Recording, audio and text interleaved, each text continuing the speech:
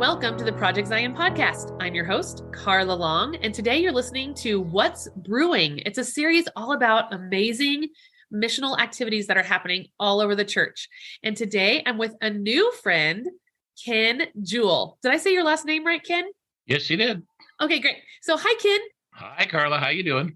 Good. Thank you so much for being here, Ken. I am looking forward to learning more about the ministry that you're providing. But before we jump into that, could you tell us a little bit about yourself? Sure. We're located in Council Bluffs. I'm born and raised here.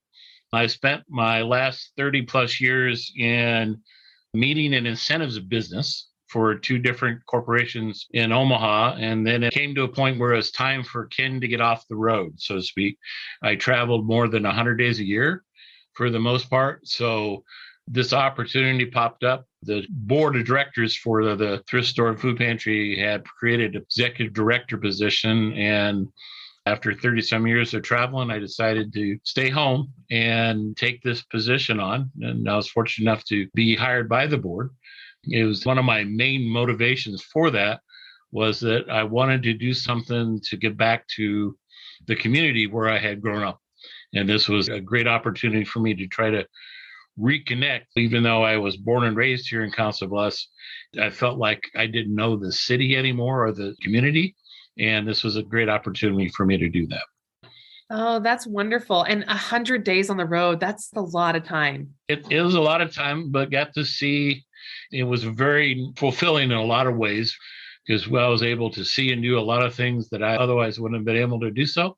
I personally believe it made me a more rounded person, and in some respects, helped me in taking on this new position because of the diversity and some of the things that I was able to see while I was traveling. Oh, absolutely. I have been really, really lucky to travel mostly for the church, some volunteer positions, some paid positions, and it has completely changed my outlook on everything my entire life.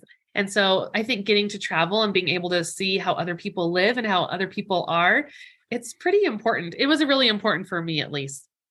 It opens you up. It makes you think things differently. There's no doubt about it. It really does. I love that that's where you came from. I think that's really cool. So your ministry is called, and let me make sure I get this right, the Community of Christ, Caring Ministries, Thrift Store, and Food Pantry. That is correct. Absolutely. That's a long name. So can you tell us a little bit about the Community of Christ, Caring Ministries, Thrift Store, and Food Pantry? Just give me a little overview of what it is. Sure. It's located right in the heart of Council Bluffs. We're right in the downtown area, which is a great location for us because it makes it very easy access for a lot of our customers and clients both. It was formed back in the 70s as an outreach for that. The thrift store part of it is to allow us to generate revenue, so it helps us fund our outreach. And the store itself has 4 basic areas of outreach. We do food pantries. We provide clothing vouchers for people who are in need of clothes. We have household vouchers, which I'll get to in a minute, describe those for people needing household items. And then every year we do what we call a holiday care basket project along with the Christmas season in terms of that, where we provide both food and gifts for individuals and families in need. So our food pantry works up where you're open Monday through Friday, 9 to 11 in the morning. We kind of do a sign up thing. There are certain requirements that we're supposed to follow in terms of meeting the guidelines for USDA and so forth, but we don't require a whole lot in terms of the people who are in need that want to get food pantries basically just have to show up and have an ID, and we just confirm that they meet the USDA income guidelines. And we provide them a pantry. We suggest to them that they come once every 30 days in terms of that. But if they're short in between the times or something happens, we also make sure no one goes hungry at the same time. Ken, that sounds like a really big responsibility. You have a lot going on there. How did this whole ministry get started, and how long has it been going on? Well, it's been going on since the mid-70s. It was formed by what would be the predecessor to the Mission Center in terms of that. So it was created locally. which would have been the stake back then, is using old terms. And it was founded, I'm not sure all the individuals who originally were involved in founding it, but it started and created then.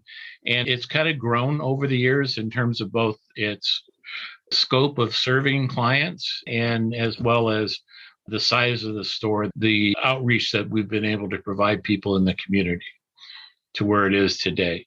Let me digress just for a second if I can. When we run the thrift store food pantry, we look at everyone come through the door as a client or a customer. There's customers that come in and they just want to shop because they think our shop is cool. And there's a lot of things we want to come in and take a look at.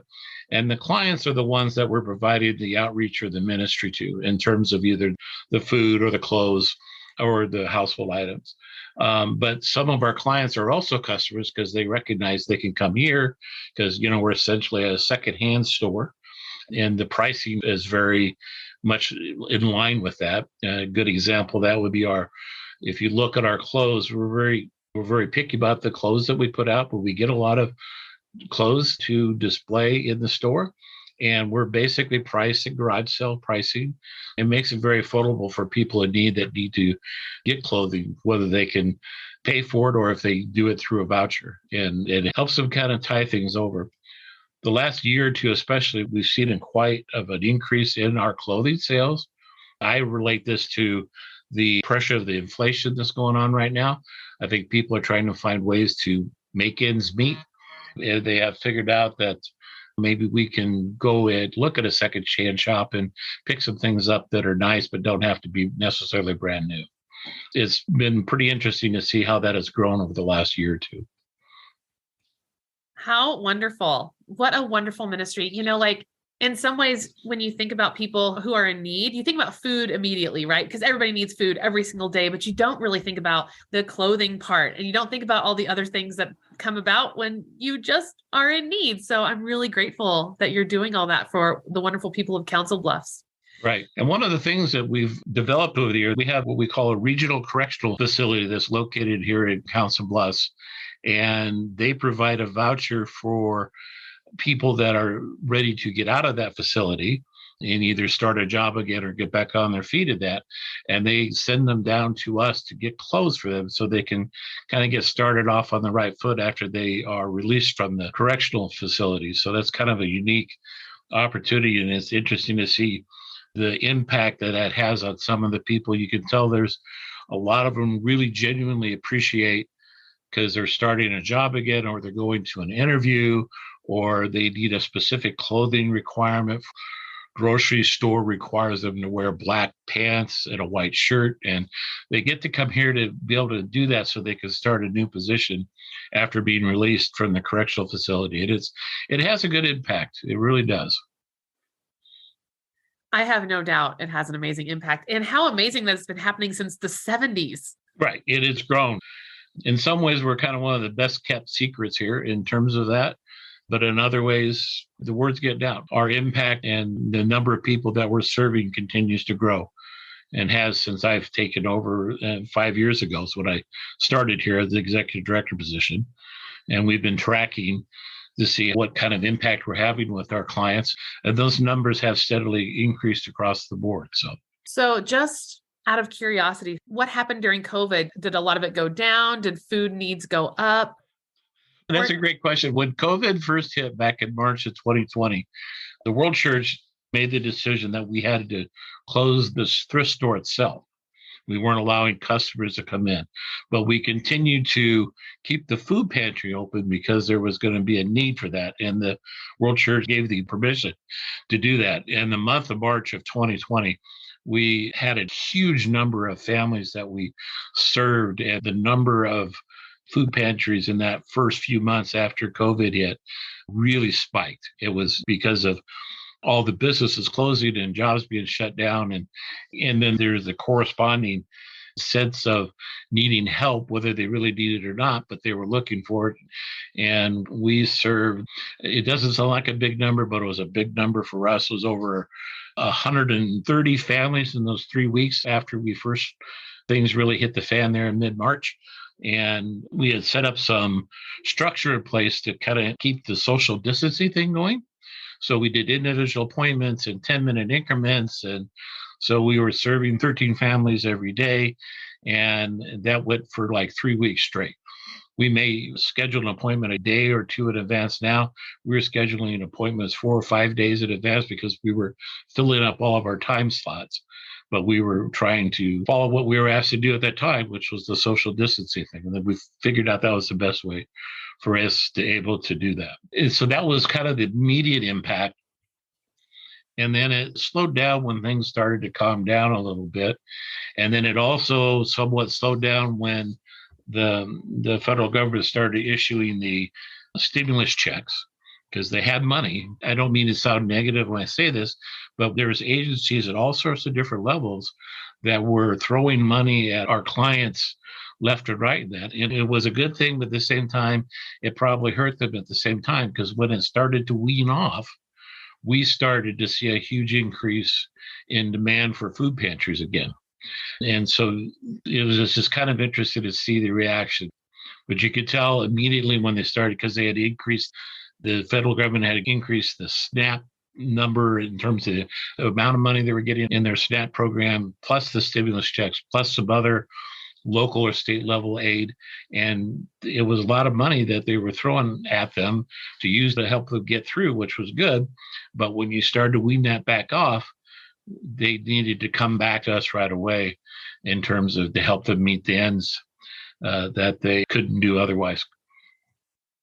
Oh gosh, like COVID has just changed everything and just turned it on its head. So yes, it has. It was an interesting year plus in terms of getting through that.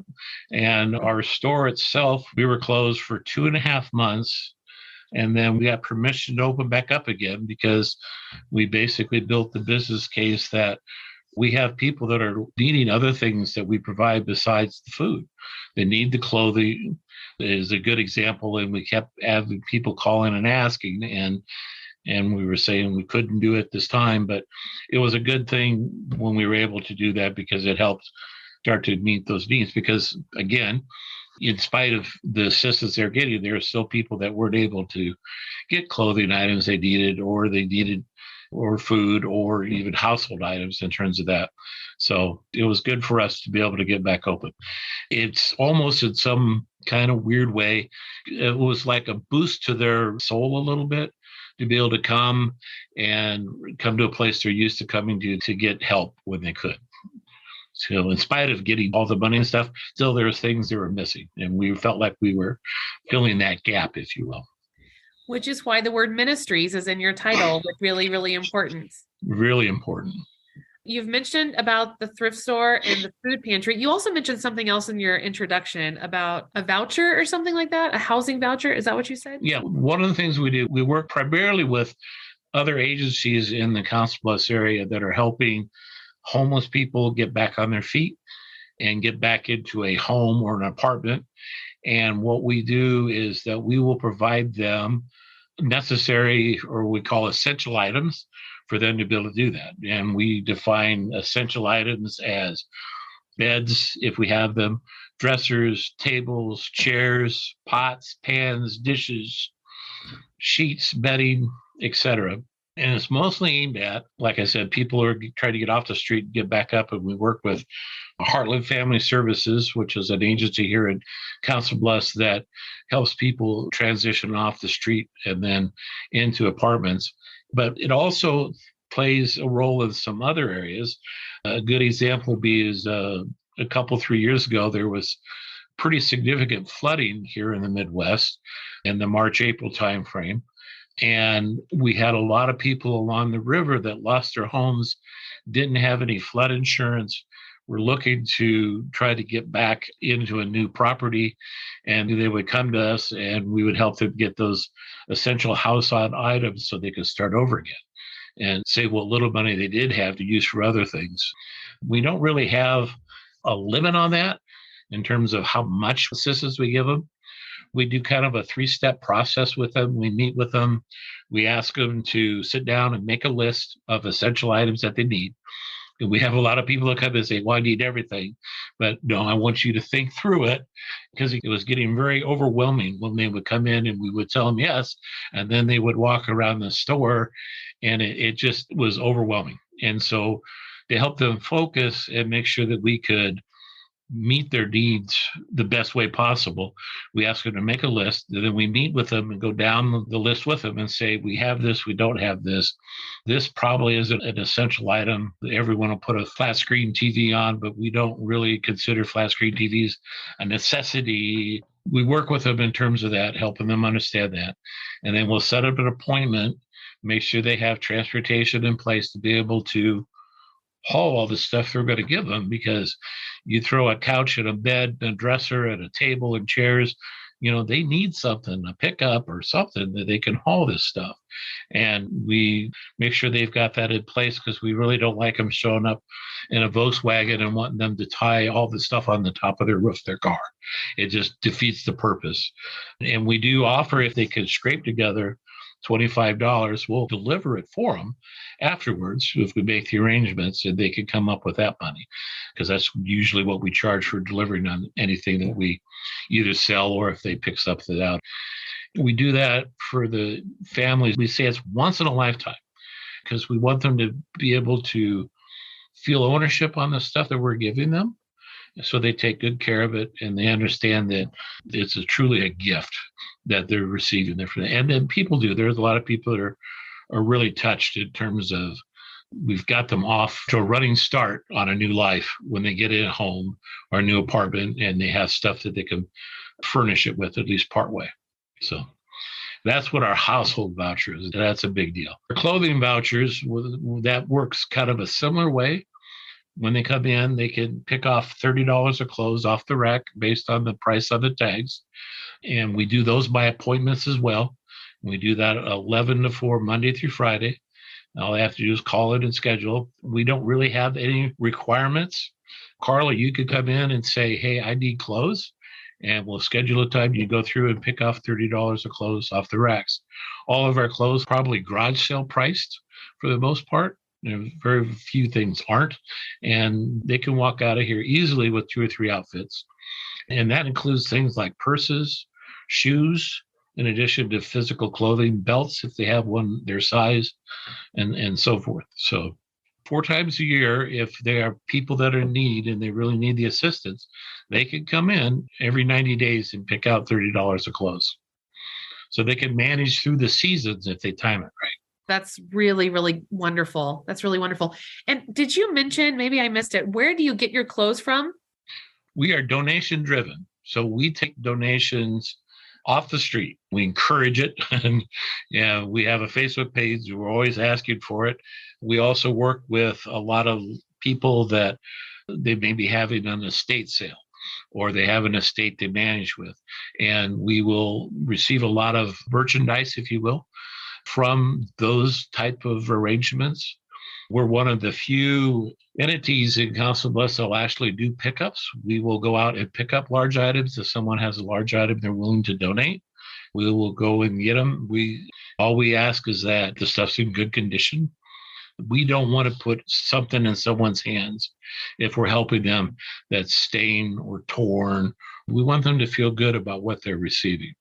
We're not picky, but we do manage it appropriately so that stuff they see on the floor, whether they're here to buy it or if they're getting it through one of our vouchers, is stuff that they'll be able to wear right away. So nothing stained clothing-wise, nothing torn. All the buttons are there, no holes, unless they're designed that way, like some of the jeans are nowadays.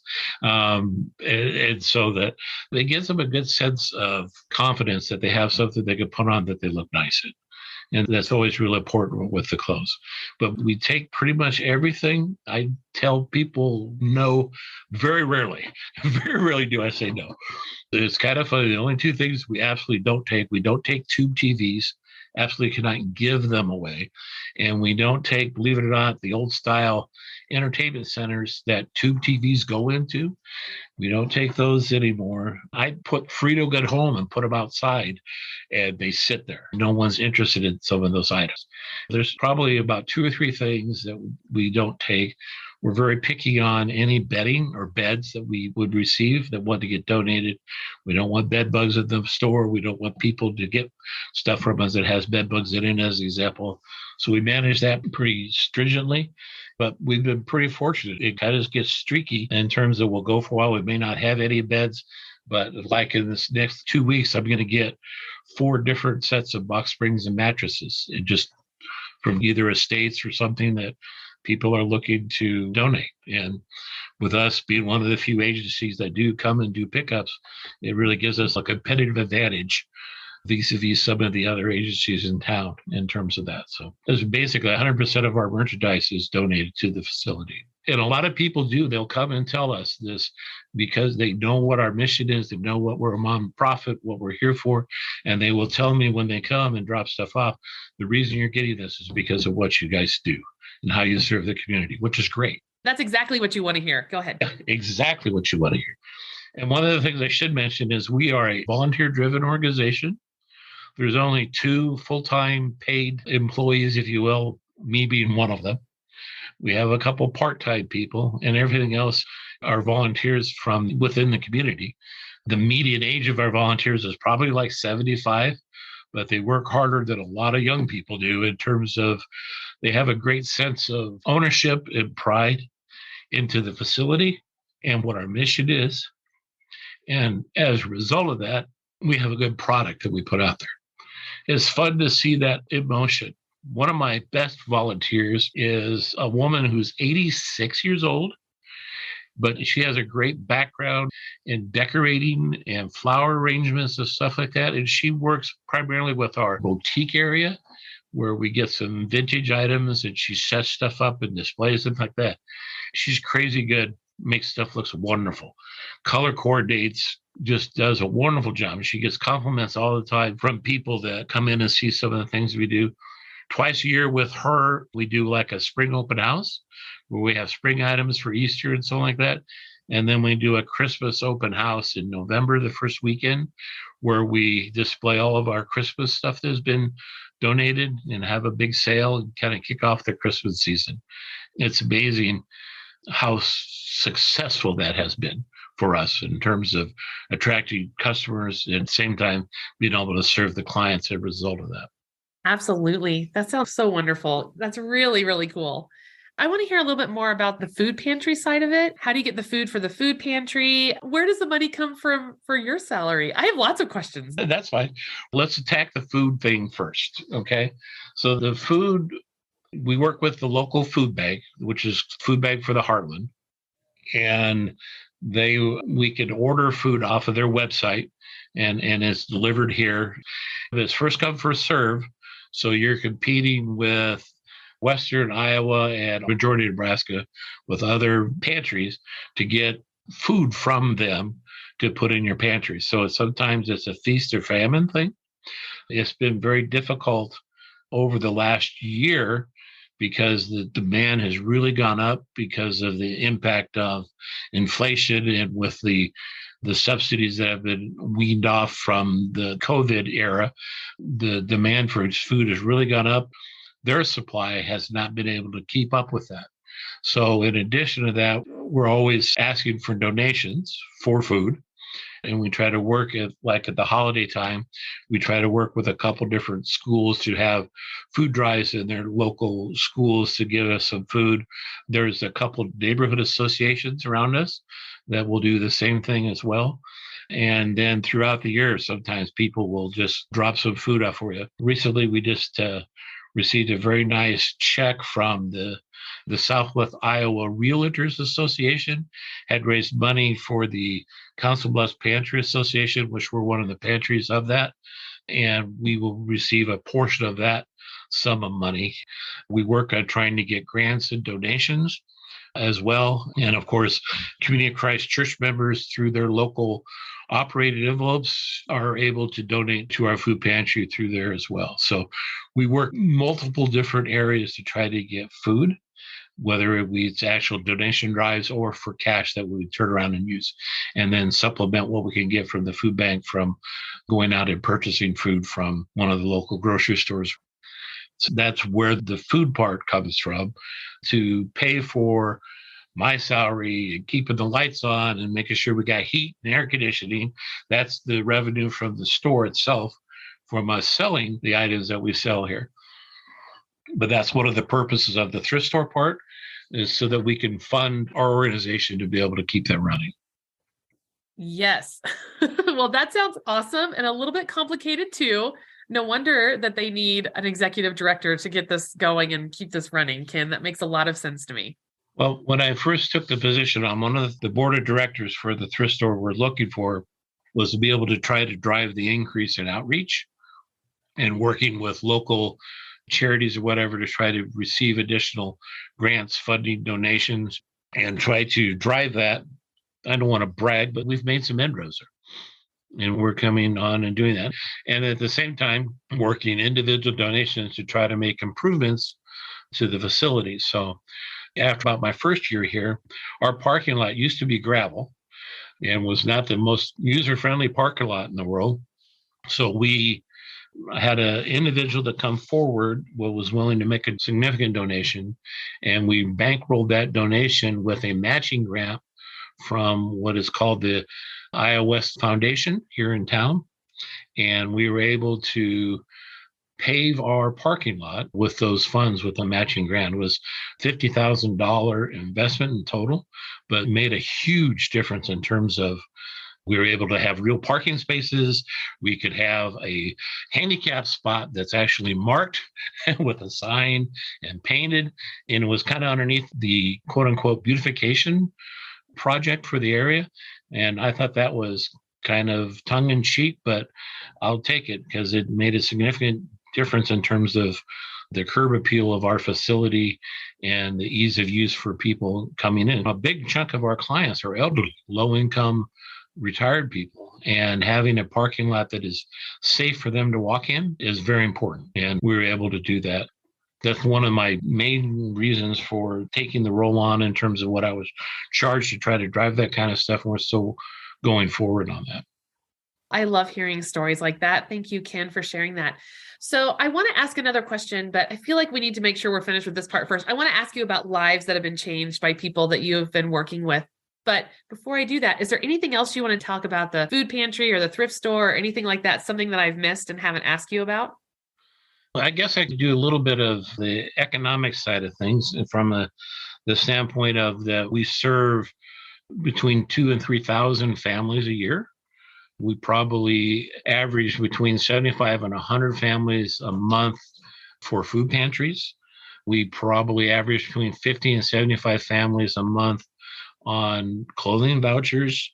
Just because of the size and the way things work, there's not nearly those kind of numbers for the household vouchers, but between 25 and 50 families a year on the household vouchers side of the fence.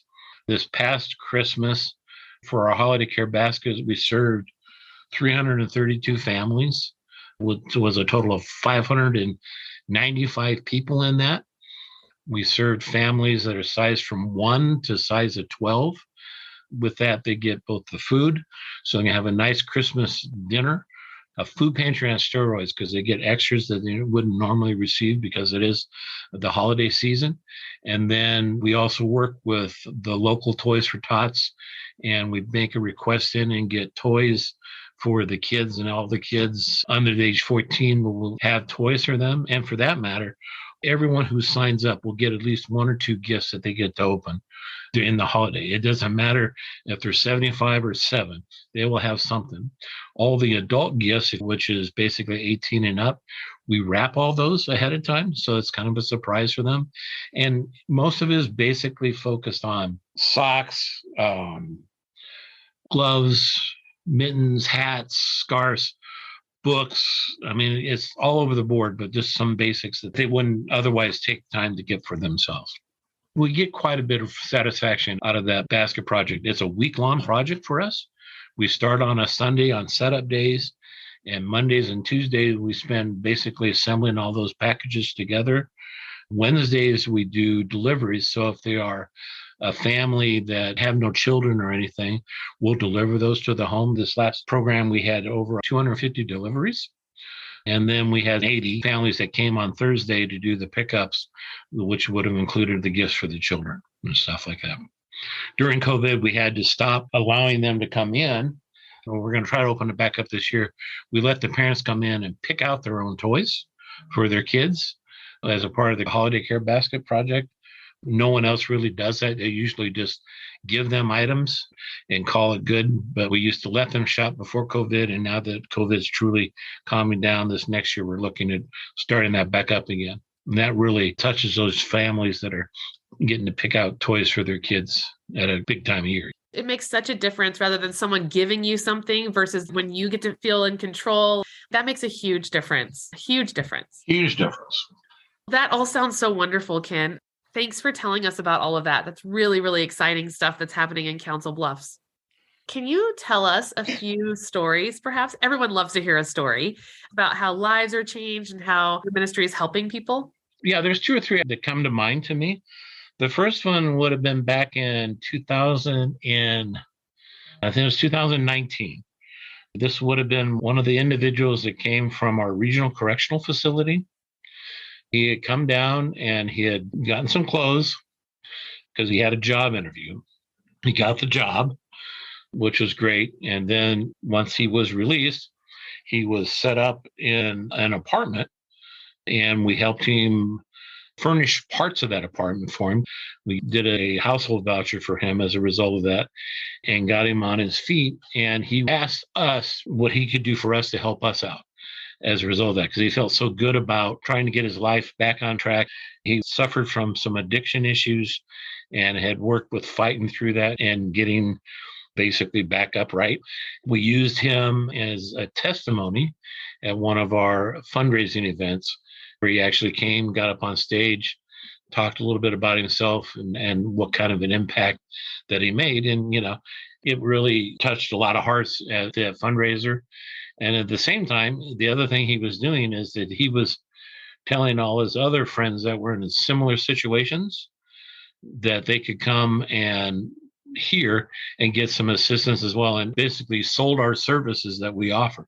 That's one of those feel good times 10 type of deals, because not only did we help him get back on his feet, but then he in turn around was telling others so they could help get themselves back up on their feet. That was really great, not only giving to them, but then to pass that on to others as well. It helps the circle of influence. He was helping us expand our own circle of influence in terms of trying to help others that were in need. It was kind of cool to see that. He felt like he could come out here and could have them come out to us because he knew we would take good care of them and help them get on his feet like he did. Our Christmas basket program, there's a nurse here in town that had a fairly large number of kids that she had either adopted or were fostering. And she had come to us a couple of years in a row for assistance at the holiday time. She was a single mom, worked full time as a nurse.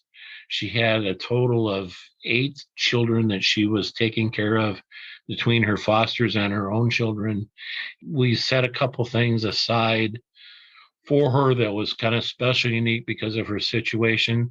And, she was pretty emotionally touched by the whole deal. We were fortunate we had a couple bikes that we had received that were new, that we could channel her way for her children that really made a difference in their lives and picked them up at a tough time of year. She's good people, and she comes to us every holiday season and signs up and gets assistance from us. And it wasn't like she was working, because she's full time, but because of her circumstances needed the assistance. And we felt like we really made a difference in her life. Those are 2 that really pop out to me over the last 5 years that I can point to and say, this is the reason why we do what we do here and why we offer the ministry that we do. Because the goal is always not to have them come back, but to find a new way to live their lives and hopefully blossom and flourish on their own with assistance and help too, right? That's always the goal. And so we don't want to get them from month to month. We want them to be able to grow and take care of themselves at some point. Those are 2 examples of where I think that we have probably succeeded in doing that. Well, that is awesome and amazing and wonderful stories, Ken. Thank you so much for sharing those with us. And Thank you for doing such amazingly good work for the people of Council Bluffs. I'm astounded when I hear stories like this, and it makes me feel so good to hear them. So thank you for doing that. I know you probably hear thank you all the time, and I have no reason to thank you, but I'm so grateful that people like you exist and are working so hard. Well, thank you. I appreciate the time. I enjoyed our conversation. And if I could make a shameless plug, if anyone's interested in learning more about us, we have a fairly active Facebook page. You can search Community of Christ Thrift Store and Food Pantry, and it should pop up. And you can see everything that we have either going on or featuring. We use it for multiple purposes. We use it for communicating our different outreaches that we're doing or something special that we need. But then at the same time, we also will use it to feature something that was unique that we have received as a donation and put it out there to let people know that there's something they could come down and take a look at. It serves multiple communication purposes for us. I hope that you get a lot more people on your Facebook page. So thanks again, Ken. This has been a wonderful podcast, and I'm really, really excited to hear about all the wonderful ministry that's happening there. Thank you, Carla. It's nice to meet you.